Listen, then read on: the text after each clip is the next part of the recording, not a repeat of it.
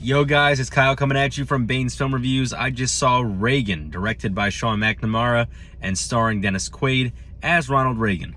I have pretty mixed feelings on this film. It almost feels like two separate films. So the first 45 minutes of this film is kind of a mess. It's a series of vignettes sort of taking you through Reagan's life from the time he was very young, just in elementary school, all the way up to the time that he the assassination attempt on his life.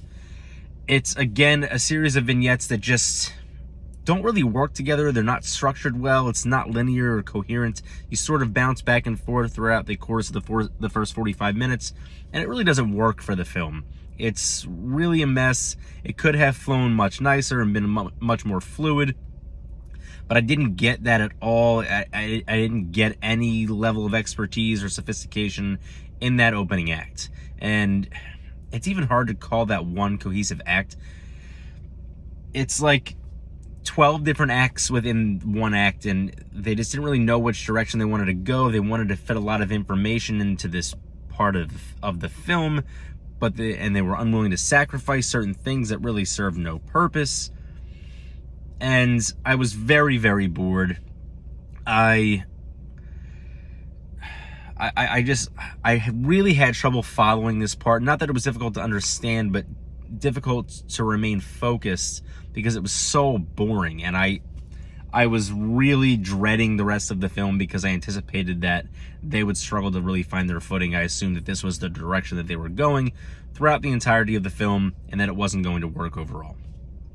With that being said, this film, around the 45-minute mark, maybe just after that, when we hit that assassination attempt and they dive into the Cold War, it's very cohesive and very linear at this point, and it follows a very structured path from that point on.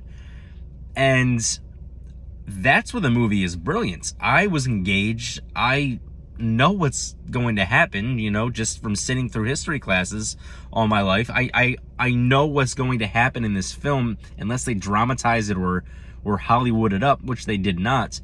And still I was invested in the story and invested in the character of Reagan. That's really important and kind of incredible that I was able to become invested like that. First of all, being so turned off by the first act of this film, and secondly, knowing how it's going to end anyway. And I was still very invested in this character and his story from about the 45-minute mark on. I find something very interesting about this film. Interesting in sort of a good and a bad way. This story is told through the eyes, from the point of view of a former Russian spy. I find that very intriguing.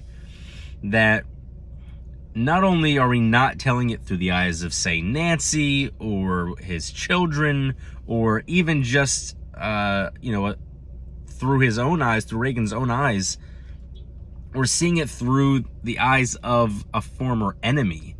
And it's sort of interesting because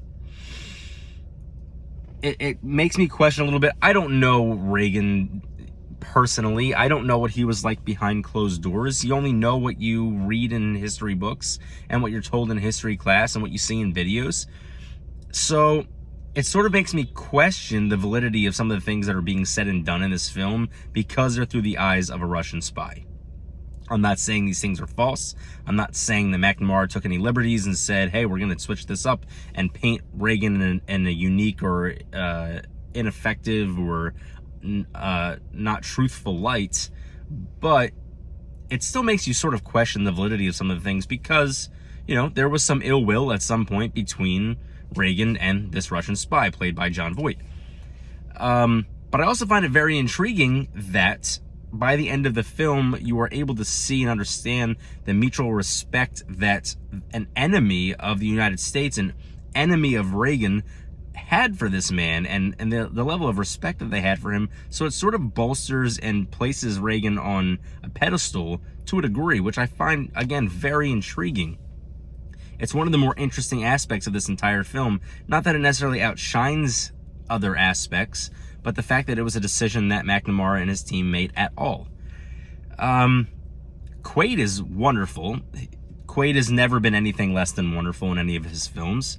And the makeup department does miss on some occasions, but for the most part, they mix actual footage of Reagan and then this new recorded version with Dennis Quaid as the stand-in for Reagan. They go back and forth, and it's sometimes very easy to tell depending on the time frame within the film.